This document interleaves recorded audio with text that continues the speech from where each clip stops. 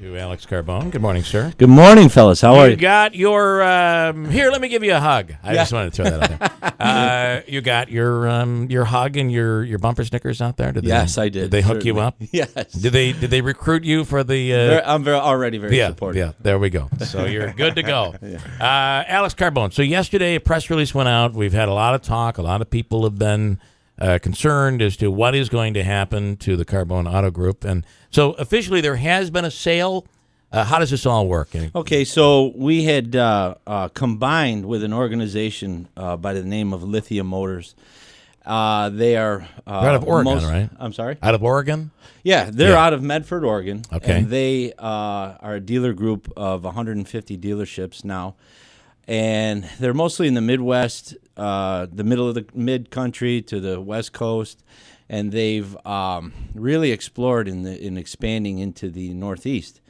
And it all started with their relationship with a dealer group called DCH, which in 2014 they acquired and put under their platform. Where was that? Is that Pennsylvania or where no? Is that located? They are metro dealerships, New Jersey all the way through Arizona to Los Angeles, Southern California, and they specialized in large dealerships in metro areas. And Lithia's background is mostly like the Carbone Auto Group, so it was a great fit. They are a small town dealer group. They started in the 40s with one dealership. They were family owned and operated, and the family had then grown to the point where they were able to go public, and acquired DCH was a very big acquisition for them. Yeah. And we had been working with Kerrigan and Associates, and they are a dealer broker organization, who got us in contact with DCH and Lithia, and it's just been a tremendous experience. Fast, but very professional, and it's to meet Lithia and DCH is a lot like the Carbone organization. It's such a great partnership because they think like us, they want the best for us, they understand our legacy in this community, and one of the speaking of your legacy, I got to say that one of the things that it cannot be ignored is all of the charitable work, the financial contributions that you make into the community. Does that remain the same? Absolutely, absolutely. Because that has a huge impact on this community. The last thing that the organization that partnered with us wants to do is disrupt anything. Right. They're a public trading company. They want to benefit it, and they don't want to see anything go the other way. So, our name remains the same. I have my cousin Anessa, who's still the leader of the organization. We have me, who's still going to maintain operations in the organization. Will you still be the face of the? I'll still be the face of the organization. And the brand, so to speak, and we're going to also expand into other branding initiatives that would differentiate us from our competitors, which we do day to day. Our contributions remain the same. All of our employees remain the same, and so nothing's changing. Yeah. Nothing's changing. I would assume though the one thing that would change is it's got to help on the buying power. Your competitive pricing. I'm glad you went that way because, we're really going to expand quickly. We've got a lot of good plans with our facilities. Being a family-owned private organization, there was a lot of demands on us from the factories, which was very, very, very expensive. Yeah. A lot of times factories don't take into consideration the amount of money you need to spend. So it was getting a little bit tight. And this company, obviously they're a public traded company. The resources are unlimited, and they're here to benefit this community by expanding our platform. It's interesting when you look back. The first change we went through was maybe 25 years ago, 20 years ago, where there were all these little dealerships all over, including even Carbone. You owned several dealerships, but there was... Don Ford still had its own identity and his own advertising plans. And then the change came where it became the Carbone Auto Group. But it also meant that a lot of these little dealerships throughout the region disappeared. At least they disappeared as with an anchor such as Ford or Chevy or one of the major brands. So that really was dictated, it seemed, from the car companies. Yeah. Is the same thing happening here? Are they really looking to go with these big super companies that are... Well, the manufacturers, they're careful when it comes to how fast they grow and who they grow with. They do like organizations like ourselves, but they do understand that this is the industry right now.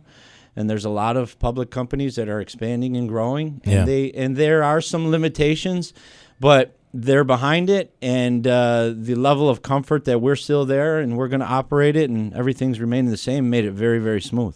Got it. Just two questions. One, so when we hear Carbone is sold, it's not really, because you're still there and the name still exists. So how does that work? They bought a portion, and also, and now does Carbone become a publicly traded company? I know you said it was private. Here's how it works. Yes, they did acquire our assets. Okay, and so they have majority ownership of it's now, so officially it would be the Lithia Motors. Well, in terms of the ownership, here's how it goes. It's going to be Lithia Motors, and underneath that umbrella is going to be Lithia has its own set of dealerships. Got it. Then it has DCH, and then it has the Carbone Auto Group. Understood. Okay. Gotcha. So that's how it goes. Cool. Now, do you have, for safety concerns, for your own safety, employment contracts, that sort of thing? Because technically, you'd be a minority owner, but also fall under how does all of that work to keep you and keep your cousin and other family members involved? Well, they're very. I don't want to use the word concern, but they're very smart when it comes to leaving leadership in place, and they've put the right things in place for an S&I to make sure that we keep things going in the right direction. And for those of us who wanted to be there, they made sure that we were going to be there for quite a while. So, all right. You won't see any changes down the road. So. Okay. And what does this obviously could mean? Benefits, extra benefits for employees. I know you. I don't know your number. I think I've seen it on some of your commercials. How many people you employ locally? But it's a pretty good size number. We're into about 650. Yeah. Not just locally, but we're in Troy and we're in Bennington, Vermont. So larger corporation could offer new opportunities for employees. Absolutely. This is that's a great point. I mean It's very exciting, and again, it's bittersweet for us as a family, but for our employees and for even me and Anessa, as this group expands, it opens up new opportunity for employees and room to grow. You're not stuck in that same job and don't see the daylight in front of you, and so.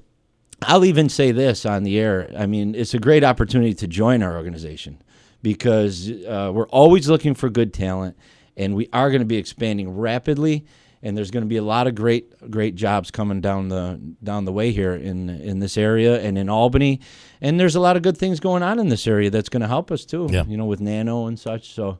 We're very, very, very excited to have this opportunity at this time. I do want to also I've had everything out because I've had a lot of people. You've heard the rumors, and everybody's got a story. Yeah. Did they also acquire Harley Davidson, or did that stay locally owned? No, that is going to be owned and run by Joe Carbone. Got it. So, okay. Yeah. All right. Yeah, he opted to do that, which is great. I mean, I'm happy for him, and he's happy as well, and it's a good opportunity for him and his family, and we're still behind him, believe me, 100%. Yep. We want to make sure that he succeeds as well. You wouldn't be upset with me if I said this is huge.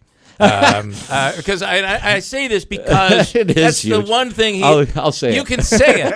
It's good. That's the one thing he's always said. I have the buying power. And you're really putting yourself in a very competitive position here right now. Yes, I mean to think that my grandfather started in 1929, little dealership on Bleecker Street. Yeah. I had my father and uncle grow upstairs. That whole legacy, and now to become a part of a public traded company in Utica, New York, is just outstanding. And I want to say this: the community has been overwhelmingly supportive and positive, rather than being negative about this whole thing. And it's brings tears to my eyes to hear all the good stuff being said. So pretty awesome. Yeah. So the name of the new hospital will be the Carbone Hospital downtown. Again, I think people are the fact that you're still invested in the community. That means a lot to people here, and I think that's big. Yeah, thank you so much. So what we should say is congratulations. And I really appreciate it. And to everybody listening, thank you very much. And we're here to stay, and same people, and we're going to do better things. We've got more resources available, so it's going to be a positive thing. All right. Alex Carbone. Thank you.